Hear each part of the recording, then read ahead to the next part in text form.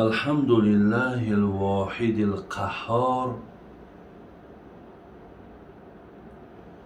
والصلاة والسلام على النبي المختار وعلى آله وأصحابه الطيبين الأطهار. السلام عليكم ورحمة الله وبركاته. برادران خیلی عزیز و گرامی، از الله بسیار مهربان در حق همه شما دعاگو هستم که الله ذوالجلال، الله توانا و بزرگ، الله بی‌نیاز، الله بی‌مانند، الله که به مکان نیاز ندارد،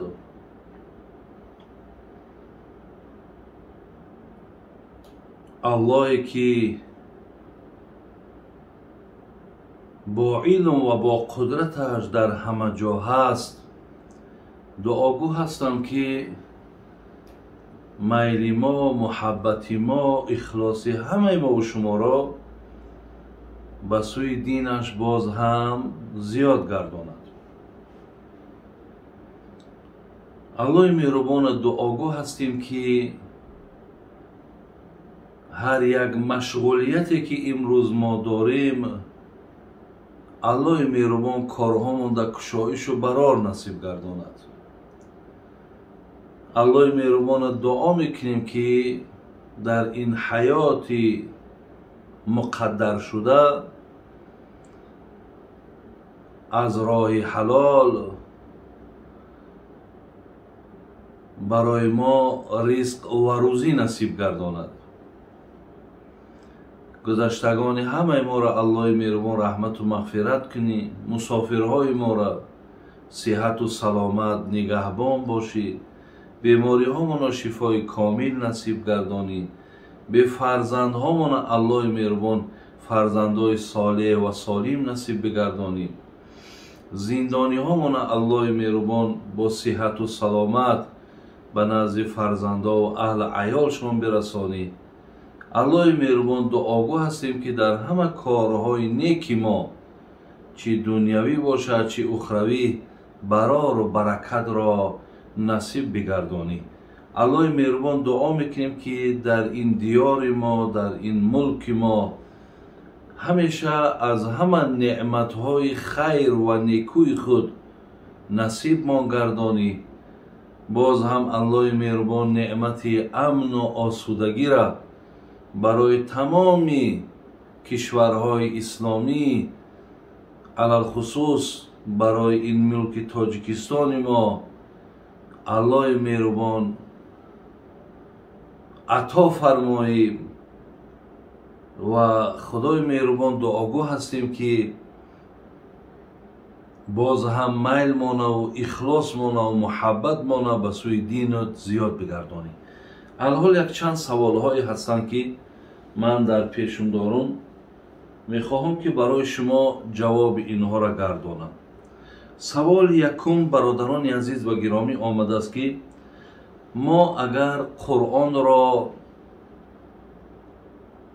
با زبان روسی یا با زبان تاجیکی یا با زبانهای مقصد انگلیسی، یعنی با هر زبانی که ترجمه شده است، ما اگر این را خوانیم و ثواب این را بر روحی گذشته هامان، زنده هامان، یا اینکه مردم ما سوال میکنند که همچو از ختم حساب می شود نمی شود، البته حساب می شود، حساب می شود. زیرا که وقتی که معنای گویم همو قرآن را شما وقتی با زبان روسی هم که خوانین، فرقی ندارد، همه معنا آمده در همون گویم آیتهایی را که از نزد الله مهربان نازل شده است با همون تمام می شود. یعنی من اگر الحمدلله رب العالمین اگر از روی قرآن خوانم، شما اگر این را از روی قرآن خوانده نتونین ولی معناش را خوانین که حمد و ستایش از برای آن الله که تربیتگر عالمیان هست. وقتی شما معنا را میخوانین، همین معنا هم معنای همون آیت دارد. به این خاطر هر دوش یک چیزه. یعنی گوییم که خواندن با زبان روسی یا با زبان تاجیکی هم اگر شما از اول تا به آخر معناها را خوانده و با همین قرآن گوییم که تمام ختم کنین و ثواب آن خوانده را شما دستان بردارین با مرده و زنده تان بخشین، حق دارین و درسته. ولی برادران عزیز و خواهرای خیلی گرامی، در برابر این هم شما لیکن حرکت کنید.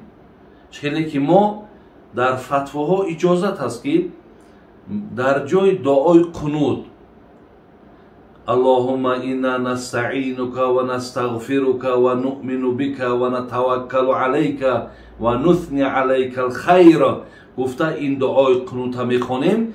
نفرهای هستن میگه که دعای قنوت نمیدانند. در جای او میتونن که آیتی را که الله مهربان ربنا آتنا فی الدنیا حسنه و فی الاخرت حسنه و قنا عذاب النار، یعنی در عوض دعای قنوت ما میتونیم همین دعای قرآنی را یعنی خوانیم. همون واجبیه که به گردن من هست که دعای قنوت خواندنش واجبه، همون واجبیه گردن ما ساقط میشود. لیکن باز هم بینید که دانشمندها و صاحبای کتاب میگن که ولی در برابرش حرکت کنین، سعی کنین که دعای قنوت حتما از یاد کنین تا خود همون آن چیزی که مقصد شریعت معین کرده است همون در جای خودش خوانده شود، اگر چنده بینه که عوض کننده دارد. برای همین ما هم معناهایی را که از قرآن میخوانیم همچون یک ختم اگر تمام کنیم حساب میشود، ولی حرکت کنیم که در خواندن با زبان همون عربی که نزد الله مهربان نازل شده است ما حرکت کنیم که با همون عین آنچه که نازل شده است با همون خوانیم. البته در حدیث آمده است که پیامبر نازنین گفتند شما یک ابتدای قرآن را بینید در سوره بقره، مثال از الف لام میم سر می شود 3 حرف یک جا است. در این 3 حرف 30 ثواب الله مهربان برای ما و شما می‌دهد. ان شاء الله در همین معناهای خواندگی هم شما اجرهای زیاد میگیرید. ولی بین آن چیزی را که اشاره پیامبر به خود همون حرف‌هایی که در قرآن است به او اشاره کرده است. ولی نگاه کردم در عزیزای خدا حساب کردن میگه 650,000 حرف است در قرآن، 650,000 حرف. اگر هر یک حرف این ده مادرها و خواهرها و برادرای عزیز شما اگر 10 ثوابی بگیرید، ولی در همون کلکولیاتوراتون بگیم یک بار بزنین 650,000 ضرب 10 میبراید 6.5 میلیون، یعنی در یک خواندن قرآن 6.5 میلیون ثواب الله مهربان در نام اعمالتان میتن. قرآن بینید چی میگد؟ میگد که فاما من ثقلت موازینه فهو فی عیشة راضیه. الله مهربان میگه وقتی که روز قیامت ثوابهای شما را بالای ترازو میگذارند، اگر به شرطی که پله نیکی های تو وزنی تر بیاید از پله گناه های تو دیده، چی گفتن؟ فهو فی عیشة راضیه. الله میگه که دستت میگیرن و در داخل تمام نعمت ها و آسودگی ها و راحت جنت ترا داخلت میکنن. البته 6.5 میلیون ثواب این کمه برادر عزیز.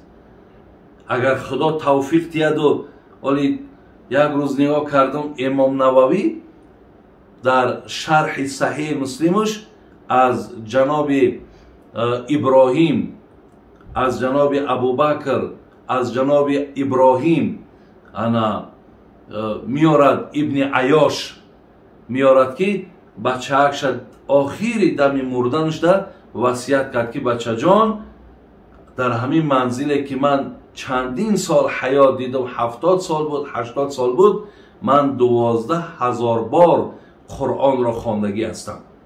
برای همین بچه جان در همین مقصد اطرافا و در همین منزل دست به یگان گناه نزن که تمام گوشه و کنار این خانه مقصد صدای قرآن دارم، بوی قرآن دارم و اگر توانی همین کاری من دوام تی.